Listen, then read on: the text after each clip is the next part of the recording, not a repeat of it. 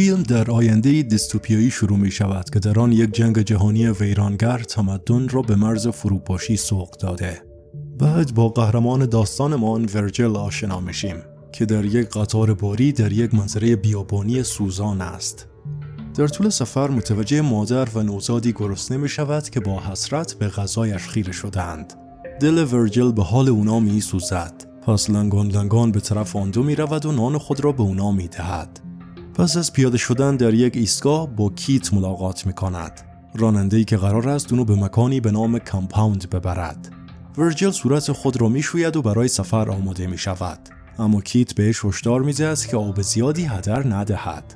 این دو بعد سوار وانت می شوند و در حین رانندگی کیت اشاره می کند که برای آب و بنزین هزینه اضافی دریافت خواهد کرد. با شنیدن این ورجل آزرده خاطر می شود چون فکر می کرد بنزین و آب در کرایه $200 گنجانده شده. اما وقتی راننده تهدید می کند که برمیگردد ورجل چاره‌ای جز پذیرش این شرایط ندارد. بعد سعی می کند از ایسی استفاده کند اما کیت به سرعت آن را خاموش می کند و می گوید که موتور ماشین را بیش از حد گرم می کند. مدتی بعد به دلیل پنچر شدن یکی از لاستیک‌های ماشین توقف می‌کنند. بعد ورجل خودش شروع به تعویض لاستیک می‌کند تا احتمالاً از هزینه‌های بیشتر کیت جلوگیری کند. در این مدت می‌بیند که یک سگ وحشی سگ دیگری را که هنوز زنده است می‌خورد. کیت با احساس ترحم برای موجود بیچاره سگ مهاجم را دور می‌کند و بعد سگ اولی را با یک سنگ می‌کشد تا از رنجش جلوگیری کند. شب این دو نفر در بیابان اردو میزنند و از مشکلات کشورشان میگویند. کیت از ورجل میپرسد که چرا به کامپاوند میرود و دومی یک جزوه تبلیغاتی بهش نشان میدهد که در آن شغل و زندگی بهتری را ارائه میدهد. با دیدن این راننده میخندد و میگوید که این چیزی نیست که انتظارش را دارد چون اونا برای جذب نیروی کار ارزان به مردم وعده‌های دروغین میدهند. کیت میگوید که هیچ چیز خوبی آنجا وجود ندارد جز درد و سختی. با این حال ورجل اذیت نمی شود چون آنجا زندگیش شاید از جایی که آمده بهتر باشد. روز بعد این دو به سفر خود ادامه می دهند و در حالی که کیت خواب است ورجل حتی فرمان را به دست می گیرد. قهرمان گستاخ ما از این فرصت برای استفاده از ایسی استفاده می کند. اما معلوم می شود که این یک اشتباه بزرگ است. همانطور که راننده هشدار داده بود ماشین بیش از حد گرم شده و در نهایت خراب می شود. کیت به زودی با عصبانیت بیدار می شود و شروع به داد و بیداد بر سر ورجل می کند که به سرعت از کار خود عذرخواهی می کند. بعداً در حالی که کیت مشغول تعمیر ماشین است ورجل برای ادرار کردن می رود. آنجا انبوهی از سنگ ها توجهش را به خود جلب می کند و متوجه چیزی درخشان زیر سنگ می شود که به نظر می رسد طلاست. این کشف شوکش می کند بنابراین بلافاصله راننده را برای بررسی احضار می کند. هر دو با دقت بیشتری نگاه می کنند و کیت حتی یک فندک روی فلز می تاباند تا تایید کند که واقعاً طلاست. با این کشف هر دو به شدت هیجان زده می شوند چون می تواند زندگی اونا رو برای همیشه تغییر دهد.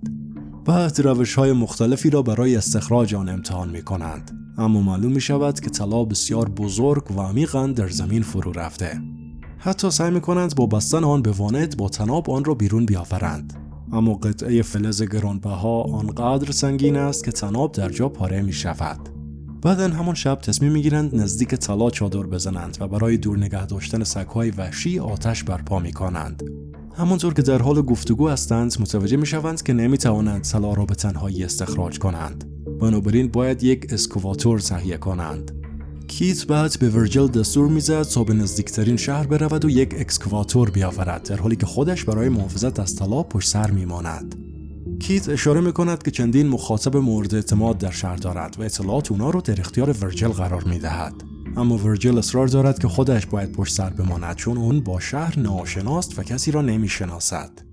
کیت تکرار می‌کند که ماندن در صحرا دشوار است چون باید آب و غذا را جیره‌بندی کند و هیچ راهی برای دریافت بیشتر در این نزدیکی‌ها وجود ندارد.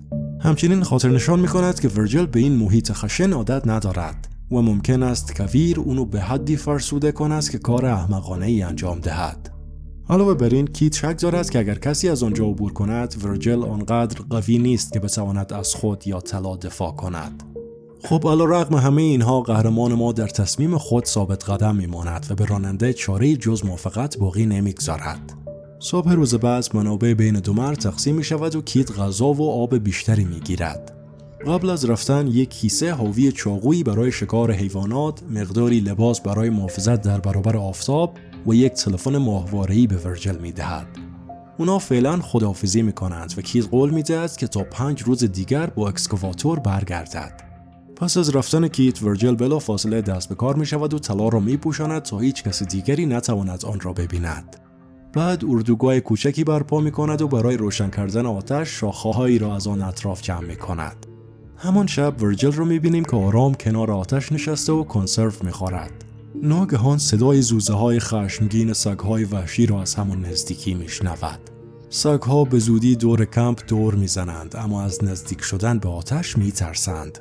صبح روز بعد ورجل دستشویی می‌رود و برای صرفه‌جویی آب تصمیم می‌گیرد دست‌هایش را نشوید. صدای زنگ تلفن را می‌شنود و با شلوار پایین شروع به دویدن به سمت آن می‌کند. متاسفانه قبل از اینکه زنگ قطع شود نمی‌تواند به موقع به تلفن پاسخ دهد. بعد از ظهر همان روز برای پیاده‌روی می‌رود و بقایای یک هواپیمای سقوط کرده را پشت یک تپه کشف می‌کند. هواپیما مانند یک پناهگاه راحت به نظر می‌رسد، اما ورجل تصمیم می‌گیرد در جای خود بماند، چون باید از طلا محافظت کند. در عوض تکه‌هایی از بدن جدا کرده و به اردوگاه خود می‌کشاند، جایی که از مواد برای ساختن یک پناهگاه با دوام‌تر استفاده می‌کند. با گذشت زمان خورشید روی پوست ورجل تأثیر می‌گذارد و باعث آفتاب سوختگی‌های متعدد در صورتش می‌شود.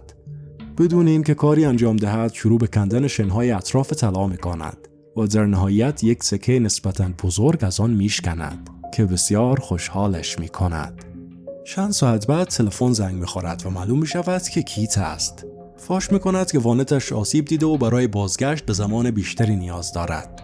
ورجل در مورد تکه طلایی که توانسته بردارد میگوید، اما راننده میگوید که تا رسیدنش کاری انجام ندهد. با گذشت روزها ذخایر ورجل شروع به تمام شدن میکند و اونو در وضعیت بدی قرار میدهد. سوختگیش هم بدتر میشود و آب بسیار کمی برایش باقی میماند. علیرغم همه چیز همچنان تکه طلا را طوری نوازش میکند که انگار بچه‌اش است.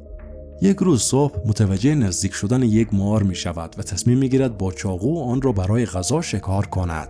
با این حال مار به سرعت فرار می کند و ورجل متوجه می شود که تصادفی تقریبا تمام آب خود را هنگام گرفتن مار ریخته.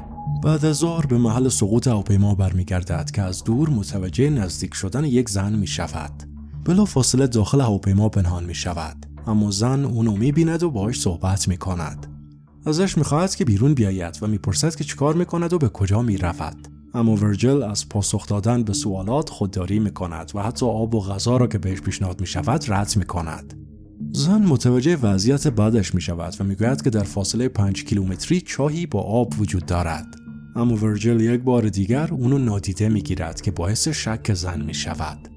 لحظاتی بعد زن ردپایی را در شن پیدا میکند و متوجه میشود که اردوگاه دیگری در این نزدیکی دارد. تصمیم میگیرد به همان سمت برود، بنابراین ورجل که نگران شده ازش میخواهد که بایستد. هواپیما را به عنوان پناهگاه به زن پیشنهاد میکند و ازش میخواهد که دیگر دنبالش نیاید. زن دوباره میپرسد چرا وسط بیابان مانده، اما ورجل جوابی ندارد. با غلبه بر استرس خود شروع به تجربه یک فروپاشی روانی میکند و از زن التماس میکند که تنهایش بگذارد. زن نسبت به وضعیت ورجل احساس بدی دارد و توصیه‌هایی بهش می‌کند تا آرام شود. اما پس از آن به سمت طلا می‌رود که باعث می‌شود ورجل مضطرب دنبالش کند. این دو به زودی به اردوگاه اولیه ورجل می‌رسند و زن می‌خواهد بداند چه چیزی را آنجا پنهان کرده. ورجل فریاد می‌زند که برود، اما زن آشفته می‌شود و شروع به مشاجره می‌کند.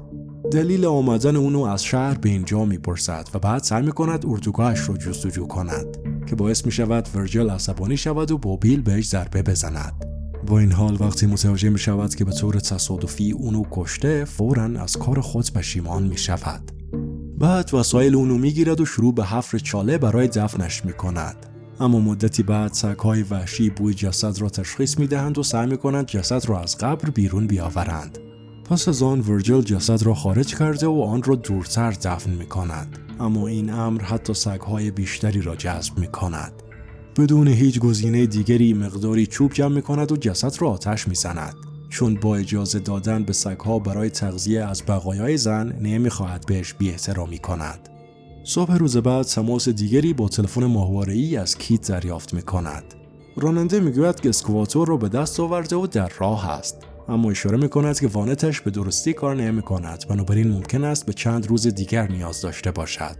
همان موقع ورجل متوجه عبور یک وسیله نقلیه می‌شود و لحظه‌ای به این فکر می‌کند که سوار شود و با طلایی که دارد برود. اما هرس به زودی بر او غلبه می‌کند و تصمیم می‌گیرد بماند تا حتی بیشتر ثروتمند شود. پس از مدتی به دنبال هیزم بیشتری می‌گردد، اما متوجه نزدیک شدن طوفان شن می‌شود. ورجل به سرعت فرار می‌کند و به اردوگاهش پناه می‌برد. اما متاسفانه کمپ تحت فشار باد می‌لرزد و در نهایت تکه تکه می‌شود. بدتر از آن یک درخت افتاده نیز به سرش می‌زند و از هوش می‌رود. وقتی طوفان سرانجام می‌گذرد، ورجل پوشیده با شن روی زمین بیدار می‌شود و یک شاخه نیز به شکمش فرو رفته. زیر شن و ماسه به دنبال وسایل خود می‌گردد، اما چیزی جز زباله‌هایی که پشت سر گذاشته نمی‌یابد. حتی در این وضعیت وخیم در بیابان می‌خزد تا اینکه تکه طلایی را که ناامیدانه به آن چسبیده بود پیدا کند. بعد شروع به برداشتن شاخه‌ای که در شکمش فرو رفته بود می‌کند. پس از آن زخم را با درب قوطی گرم شده می‌سوزاند و قبل از بیهوش شدن با یک سکه پارچه کثیف آن را می‌پیچد. در سکانس بعدی از خواب بیدار می‌شود و زنی را می‌بیند که قبلاً کشته بود که یک کمان به سمتش نشانه گرفته. اما قبل از اینکه بتواند چیزی بگوید دوباره از حال می‌رود. بعد در کنار آتش بیدار می‌شود و زن بهش آب می‌دهد. ورجل بعد همان کلماتی را می‌شنود که اولین باری که ملاقات کرده بودند بهش گفته بود. با این حال فکر می‌کند که یک توهم است و گرما و کم آبی باعث آن شده.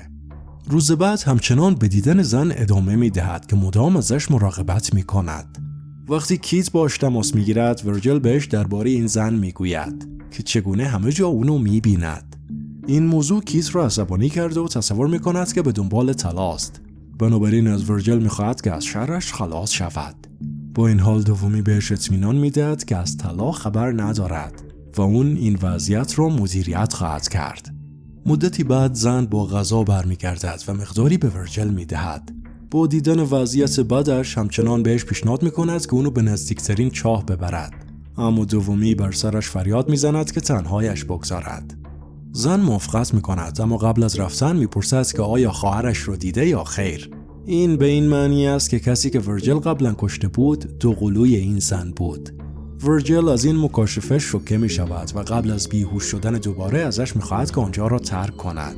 شب به تنهایی از خواب بیدار می شود و خود را در محاصره آتش‌های سوخته می بیند که احتمالاً توسط زن قبل از رفتنش روشن شده بود. بعد متوجه می شود که خیلی ضعیف شده و نمی تواند مدت زیادی زنده بماند. با کیت تماس می گیرد و می پرسد کجاست. کیت نزدیک به نظر می رسد چون می تواند دود را ببیند. با شنیدن این حرف ورجل احساس آرامش می کند، اما به زودی سگ‌های وحشی بهش نزدیک می شوند. آتش در نهایت خاموش می شود و برخی از سگ‌ها نزدیکتر شده و چندین بار پاهایش را گاز می گیرند. با این حال ورجل برای فرار خیلی ضعیف است و ناامیدانه از کیت التماس می کند که بیاید و بهش کمک کند. در همین حین می بینیم که راننده نزدیک است و با دوربین دوچشمی همه چیز را زیر نظر دارد. همچنین بسیاری از سیگارهای استفاده شده و قوطی‌های خالی وجود دارد که نشان می‌دهد کیت چند روزی است که آنجا منتظر بوده، البته به امید این که پارتنرش بمیرد. در این میان دسته‌ای از سگ‌های وحشی به حمله به ورجل مجروح و از پا افتاده ادامه می‌دهند. در حالی که در تلفن فریاد می‌زند با تمام قدرت با اونا مبارزه می‌کند. متأسفانه کسی برای کمک نمی‌آید و سگ‌ها در نهایت اونو می‌بلعند. با مشاهده مرگ ورجل از راه دور کیت احساس رضایت می‌کند و بالاخره به کمپ می‌رسد. بعد برای راه‌اندازی ماشین‌آلات و استخراج طلا آماده می‌شود. اما قبل از انجام این کار یک شخص ناشناس یک تیر به سینه‌اش شلیک می‌کند. فیلم زمانی به پایان می‌رسد که کیت سعی می‌کند موقعیت مهاجم را پیدا کند، اما شکست می‌خورد و مرده به زمین می‌افتد.